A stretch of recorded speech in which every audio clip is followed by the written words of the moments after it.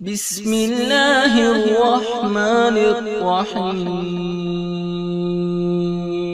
نبی پاک صلی اللہ علیہ وسلم کے ساتھ جو کچھ ابو جہل نے کیا حضور نے اس کا ذکر فرمایا فرعون بھی بڑا ظالم تھا، پر یہ جو میرا فرعون ہے یہ اس سے بھی سخت ہے۔ فرعون سے سخت کہا ابو جہل کو، لیکن جب اکرمہ بن ابو جہل نے کہا نا میں کلمہ پڑھنا چاہتا ہوں، ناراض نہ ہونا، ہم عزت نہیں دے پا رہے۔ جو 99 خوبیاں ہیں لوگوں کی وہ چھپ جاتی ہیں، پر ایک خامی ساری دنیا دیکھتی ہے۔ یہ ہمارے اندر کی وہ کمزوری ہے جس نے ہمارے علماء اور مشائخ اور بزرگوں تک کو معاشرے کے اندر بدنام کر دیا ہے۔ ہم نے وہ ایک خامی تو دیکھی، پر اس شخص کی ساری زندگی کی خوبیاں چھوڑ دی۔ تیری نظر ایک خامی پہ گئی ہے، اس کا مطلب ہے تیرا اس مکھی سے تعلق ہے جو صرف گند پہ بیٹھتی ہے، پھول اسے نظر ہی نہیں آتا۔ ہماری ہر محفل میں جب کوتاہیاں ڈسکس ہوں گی تو پھر دنیا میں اچھا کون بچے گا؟ رسول کریم عزت دینے آئے، سنو اور یاد رکھو، اکرمہ بن ابو جہل کے بیٹے کلمہ پڑھنے آ رہے ہیں۔ میرے کریم رسول حضرت ابو بکر صدیق فرماتے ہیں میں اس دن اتنا رویا کہ میری داڑھی آنسوؤں سے بھر گئی۔ نبی کریم فرمانے لگے بھائی مجھے خبر ملی ہے کہ اکرمہ کلمہ پڑھنے آ رہا ہے، آؤ ذرا سارے بیٹھو میری بات سنو، حضور حکم کریں۔ تو محبوب نے فرمایا کوئی اس کے سامنے اس کے باپ کو گالی نہ دے، کوئی اس کے باپ کو اس کے سامنے برا کہہ کے نہ پکارے، کوئی یہاں ایک اور بات بھی کرنی بڑی ضروری سمجھتا ہوں، جو پکا بے ایمان کافر تھا، بے ایمان، جب حضور نے منع کر دیا کہ اس کے بیٹے کو تکلیف ہوتی ہے، جس کا کفر نص قطعی سے ثابت ہے، ان الذین کفروا سواء علیہم انذرتهم ام لم تنذرهم لا یؤمنون۔ اس آیت کی تفسیر میں جہاں بھی آپ کھولیں گے پہلا نام ابو جہل کا ملے گا، جس پر نص آ گئی کہ اس کی قسمت میں کفر ہے۔ جب وہاں حضور نے فرمایا باپ کو کافر نہ کہنا، بیٹے کو تکلیف ہوگی، تو بتا جب تو حضرت عبداللہ اور سیدہ آمنہ کے بارے میں بات کرتا ہے تو حضور کے دل کو تکلیف نہیں ہوتی؟ شرم نہیں آتی لوگوں کو؟ حیا نہیں آتی؟ حضور کا دل دکھاتے؟ اور دیکھیں عبداللہ کا معنی ہی اللہ کا بندہ ہے، اور جو آمنہ نام ہے اس نام کا حسن تو دیکھیں، ہو درود تجھ پہ بھی آمنہ اور تیرے لال پر بھی سلام ہو، تو تھوڑا آپ بھی پہچانا کریں۔ جو تیری اماں کو برا کہے تو سلام نہیں لیتا، اور جو نبی پاک کی اماں کے بارے میں بات کہتا ہے تو کہتا ہے مولوی صاحب رل مل کے رہنا چاہیے۔ عجیب بات ہے نا تیری، اس بندے سے سلام لے لے، اس سے گلا ملا لے جس کے سینے میں نبی پاک کے والدین کے بارے میں بغض چھپا ہوا ہے، اس شخص سے سینہ ملائے۔ تھوڑا سا سوچا کریں ہمارا کسی سے جائیداد کا کیا رٹا ہے۔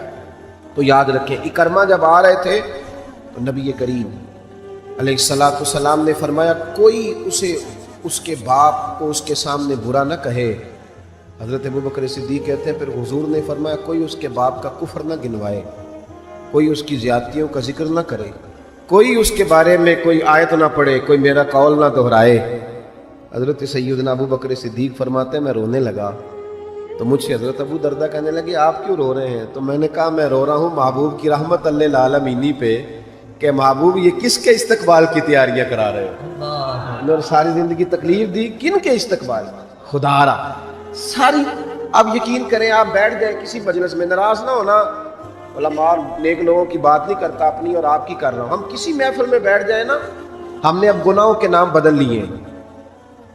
جھوٹ کا نام ہم نے بہانہ رکھا ہے، میں بہانہ کر چڑھیا سے، حالانکہ سچی بات کیا ہے؟ جھوٹ بولا۔ اور یہ غیبت کا نام ہم نے بدل کے گپ شپ رکھا ہے، تھوڑی دیر گپ شپ کریں۔ وہ گپ شپ کیا ہے؟ بڑے بڑے مذہبی لوگ میری طرح کے، جبہ و دستار، وہ ساتھ والی اتنا اپنی جماعت کی تبلیغ کرنا ضروری نہیں سمجھتا جتنا ساتھ والی جماعت پہ تنقید کرنا ضروری سمجھتا۔ یوں لگ رہا ہے جیسے مقابلہ چل رہا ہے مذہبی لوگوں کا آپس میں، ہر آنے والے کو اور ہر ملنے والے کو اور ہر جس آدمی کا نام ہے اس کی کوئی نہ کوئی کوتاہی تلاش کر کے رکھنا ہمارا وتیرہ بن گیا ہے۔ اس مزاج کو بدلنا پڑے گا۔ جب یہ مزاج بدلے گا تو معاشرے میں حسن پیدا ہو۔ میری طرح جو آدمی بھی تھوڑا سا ممبر پہ بیٹھنے لگتا ہے وہ کہتا ہے میں ہی دین کا کام کر رہا ہوں، جو جماعت بھی کام شروع کرتی ہے کہتے ہیں صرف ہم نے کیا۔ بھئی تم نے کیا تو تم سے پہلے غیر مسلم تھے سارے، تمہیں کیسے پتا چلا یہ دین ہے؟ تھوڑا تھوڑا نرمی پیدا کریں، رویوں کو ٹھنڈا کریں۔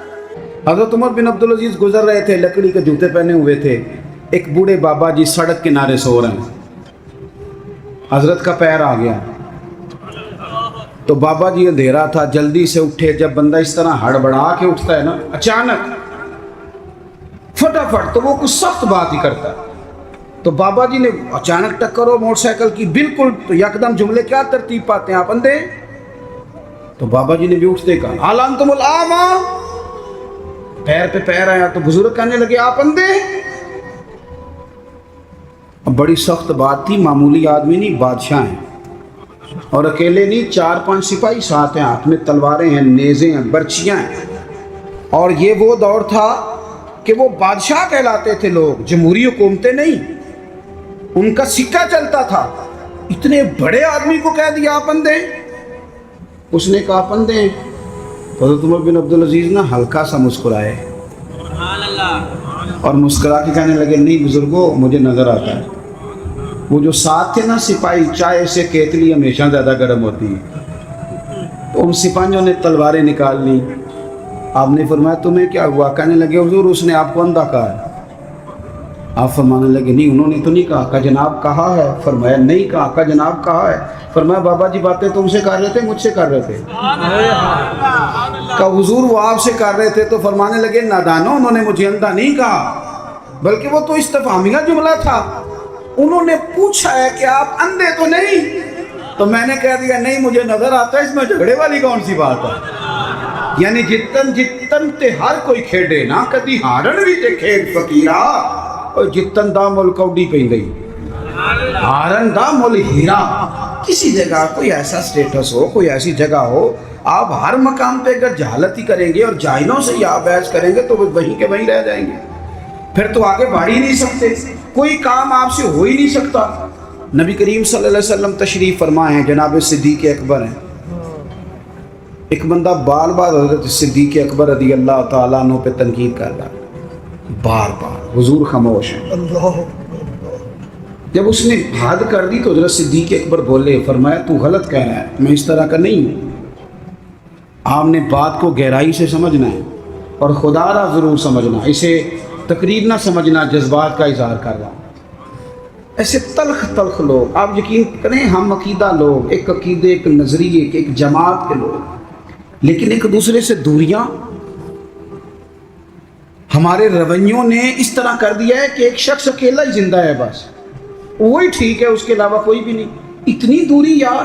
وہ امت جس کی 80 صفیں ہونی ہے قیامت کے دن، جو نظر آئے گی پوری دنیا میں کہ یہی امت ہے، وہ اس طرح ٹوٹ ٹوٹ کے بکھر رہی ہے. ہم درگزر کرنے کو تیار ہی نہیں، وہ باتیں کر رہا ہے. جب حضرت صدیق اکبر نے جواب دیا تو کریم محبوب اٹھ کے چلے گئے. حضرت صدیق اکبر پیچھے دوڑے کہ یا رسول اللہ، جب تک وہ باتیں کر رہا تھا آپ بیٹھے تھے، اور جب میں نے جواب دیا تو آ گئے. حضور فرمانے لگے ابو بکر تیرے سرانے رب نے فرشتہ کھڑا کیا تھا. اللہ کرے آپ کو سمجھ آئے. تیرے سرانے فرشتہ تھا، جب وہ بولتا تھا تو تیری طرف سے فرشتہ جواب دیتا تھا. فرشتہ بول رہا تھا جبھی تو میں بھی چپ تھا، فرشتہ تیری طرف سے جواب دے رہا تھا. اور فرمایا جب تو بولا ہے تو فرشتہ چلا گیا تو میں بھی اٹھ کے آ گیا. دیکھیں ہم کوئی لوارث نہیں، خدا رسول والے ہیں. ایسا نہیں ہے کہ کہیں چپ کر جائیں گے تو ہمارا وارث کوئی نہیں. آپ نہ کسی مقام پہ اپنوں کے مقابلے میں تو کہیں خاموشی اختیار کریں، آپ کہیں اپنوں کے بارے میں تو درگزر کریں. امام اعظم ابو حنیفہ رحمۃ اللہ علیہ، آپ کے والد صاحب کا انتقال ہو گیا.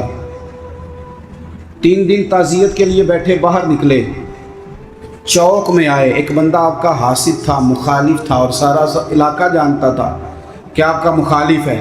جب آپ باہر نکلے نا تو بہت سارے لوگ تھے چوک میں، وہ بھی سامنے سے آیا. السلام علیکم کے بعد کہنے لگا، توجہ کرنا بات پہ، کہنے لگا ابو حنیفہ سنا ہے آپ کے والد فوت ہو گئے. سب جانتے ہیں مخالف ہے، حاسد ہے، اور حسد کی وجہ سے مخالف ہے، سب کو پتہ ہے. اور حسد بڑی بری چیز ہے. وَمِن شَرِّ حَاسِدٍ إِذَا حَسَدَ، اس کے شر سے اللہ ہم سب کو محفوظ فرمائے. یہ شریر کام ہوتا ہے. آپ کھڑے ہیں، کہتے سنے تیرے ابا انتقال کر گئے. فرمایا ہاں. کہنے لگا اپنی ماں کا نکاح میرے ساتھ کر دو. یارو کہہ دیتے ہیں لوگ بڑی بڑی باتیں. کبھی دیکھو تو صحیح، بڑا کچھ کہہ دیں، چلو سامنے نہیں تو پیٹھ کے پیچھے کہہ دیتے ہیں۔ لوگ بڑی بڑی چیزوں پہ طنز کرتے ہیں، ایسا جملہ کستے ہیں کہ وہ انسان کی نیند میں سوراخ کر دیتا ہے، سوتا نہیں انسان۔ اماں کا نکاح میرے ساتھ کر دو، جملہ سخت تھا پر بات تو شرعی تھی نا، غیر شرعی تو نہیں تھی۔ تو امام صاحب کے ساتھ جو شاگرد تھے، عقیدت مند تھے، ارادت مند تھے، انہوں نے تلواریں نیام سے نکالنی، فرمایا چپ کر جاؤ بھائی، ہم کو لوارث ہیں، چپ تو کرو نا یار، کہیں سہنا تو سیکھو، کہیں برداشت تو کرو، کئی کچھ تمہیں لوگ کہیں گے، کس کس کو راضی کرو گے؟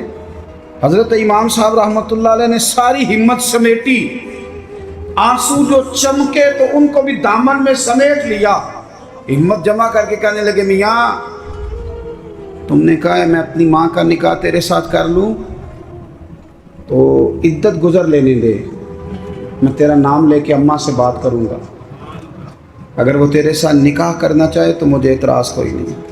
اوئے ہوئے ہوئے، دل دریا سمندروں ہی ڈونگے، کون دلاں دیاں جانے، دل تو ٹوٹ گیا نا، بکھر کہہ دیتے ہیں یار۔ کئی دفعہ جس نے 40 سال بھی قرآن پڑھایا ہو، مسجد نے ڈیوٹی کی ہو، اس شخص کو بھی کئی دفعہ لوگ مسجد کے دروازے پہ کھڑے کر کے بات کر دیتے، بڑی تکلیف ہوتی، بڑی تکلیف ہوتی ہے بعض اوقات، بڑے بڑے لوگوں کو لوگ کہہ گزرتے ہیں۔ حضرت امام صاحب فرمانے لگے عدت بیت لینے دے، تیرا نام لے کے بات کروں گا، تیرے ساتھ نکاح کرنا چاہے تو مجھے اعتراض کوئی نہیں۔ یہ کہہ کے اپنے دوستوں کے بازو تھامے اگلے چوک میں گئے، وہ بندہ دھڑام سے زمین پہ گرا، اعتراض دھڑام سے گرا، روح پرواز کر گئی۔ لوگ کہنے لگے حضور اسے کیا ہوا؟ آپ فرمانے لگے اس نے سمجھا تھا میں لوارث ہوں، اسے کچھ بھی نہیں ہوا، ابو حنیفہ کے صبر نے اس کی جان لے لی، میرے صبر نے جان لے لی۔ تیرا صبر کئی دفعہ جان لے لے گا، تیرا صبر، تیرا حوصلہ، تیری دلیری۔ آپ اپنی زندگی میں یہ کریں نا بھائی، کیا ماجرا ہے؟ ہم ہر وقت جو ہے کسی جگہ بھی عاجزی نہیں دکھاتے، کسی مقام کہیں مان جایا کریں چپ کر۔ امام زین العابدین، ایسے ہی بات پہ بات یاد آ گئی، زیادہ باتیں نہیں کرنی، بس سمیٹنے لگا ہوں۔ امام زین العابدین مسجد نبوی سے نکلے، جس مسجد کی اصل وارث امام زین العابدین، مسجد شریفہ سے نکلے تو ایک بندہ پیچھے ہو لیا، بادشاہ نے پیسے دیے، معاذ اللہ وہ امام صاحب کو برا بھلا کہہ رہا ہے۔ یہ مزہ ہے، کبھی اسے لے کے تو دیکھیں، یہ بھی ایک مزہ ہے، یہ بھی ایک سرور ہے کہ آپ کو کوئی برا کہے آپ برداشت کر رہے ہیں، لیکن شرط یہ ہے کہ آپ مخلص ہوں۔ قرآن کہتا ہے یجاہدون فی سبیل اللہ ولا یخافون لومۃ لائم ذالک فضل اللہ۔ فرمایا لوگ اللہ کے راستے میں جہاد کرتے ہیں، لوگ انہیں برا کہیں تو پرواہ نہیں کرتے، ذالک فضل اللہ یؤتیہ من یشاء، یہ ان پر اللہ کا فضل ہے، اور یہ فضل رب جسے چاہے اسے عطا کرتا ہے۔ اللہ اکبر۔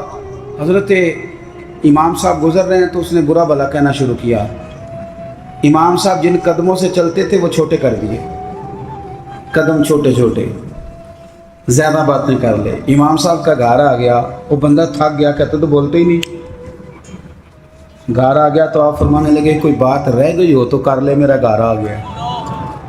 وہ کہتا ہے مجھ پر تو کسی نے بجلیاں ہی گرا دی، پہلے میں نے اخلاق سنا تھا، اب میں نے اخلاق دیکھ لیا، بجلیاں گر گئی، سناٹا چھا گیا۔ جب میں سختے میں آ گیا نا، ہم تو دشمن کو بھی پاکیزہ سزا دیتے ہیں، کہتے ہیں جب میں پورے سختے میں آیا تو امام زین العابدین کہنے لگے ٹھہر جا ذرا، جانا نا۔ اندر تشریف لے گئے، ایک بوتل سرکے کی لائے، ایک شہد کی لائے، اور مجھے تھما کے، لمبی بات پھر بھی کوئی نہیں، میرے ہاتھ میں تھما کے کہنے لگے کہ لے جا، میرے دادا مولا علی نے فرمایا تھا پتر جو دروازے تک آئے اسے خالی نہیں بھیجا گا، کہ لے جا تیری مہربانی، تحفہ ہے رکھ لے۔ وہ شخص کہتا ہے امام صاحب پلٹ کے اندر جانے لگے تو میں قدموں سے لگا، پیر چوم کے کہا حضور وہ تو کسی بدبخت نے میری ڈیوٹی لگائی تھی، قربان جاؤں، قریب آ کے پتہ چلا ہے اگر نواسے کے اخلاق کا یہ حال ہے تو محمد عربی کا اخلاق اس طرح ہے، رسول کائنات علیہ السلام کے اخلاق عالیہ کا حسن کیا ہوگا۔ آخری بات یہ ہے کہ والذین یبیتون لربہم سجدا وقیاما، نری تقریریں نہیں، نری باتیں نہیں، رب کے بندے رات سجدے اور قیام میں گزارتے۔ آپ نہ لوگوں کو کتنے بھی دکھ بتائیں گے تو کمزور ہوتے جائیں گے، जितना आप लोगों के सामने अपनी परेशानियों का जिक्र करेंगे कमज़ोर होंगे, और जितने दुख मुसल्ले पे बैठ के रब को बताओगे ताकतवर होते जाओगे, ताकतवर होते जाओगे। आप ना जब रात को बैठते हैं और आपका मुसल्ला आबाद रहता है, ये मोबाइल ये सारी चीज़ें आपकी जान छोड़ती हैं, और सिर्फ ज़्यादा नहीं, आधे घंटे के लिए, 20 मिनट के लिए चंद नफल पढ़ के, तिलावत करके, दुरूद व सलाम पढ़ के जब हाथ उठाते हो ना, तो आपको अल्लाह रूहानी कुव्वत देता है। ये जो सजदे का नूर होता है ये बंदे को ताकतवर करता है। दर नबी पर पड़ा रहूँगा, पड़े ही रहने से काम होगा। उम्मीद है सब खैरियत से होंगे। पहले सब एक बार दुरूद शरीफ पढ़कर अपने प्यारों को साले सवाब करें और वॉइस ऑफ इस्लाम चैनल को सब्सक्राइब करें ताकि आने वाले तमाम बयान आप तक पहुंच सके। शुक्रिया।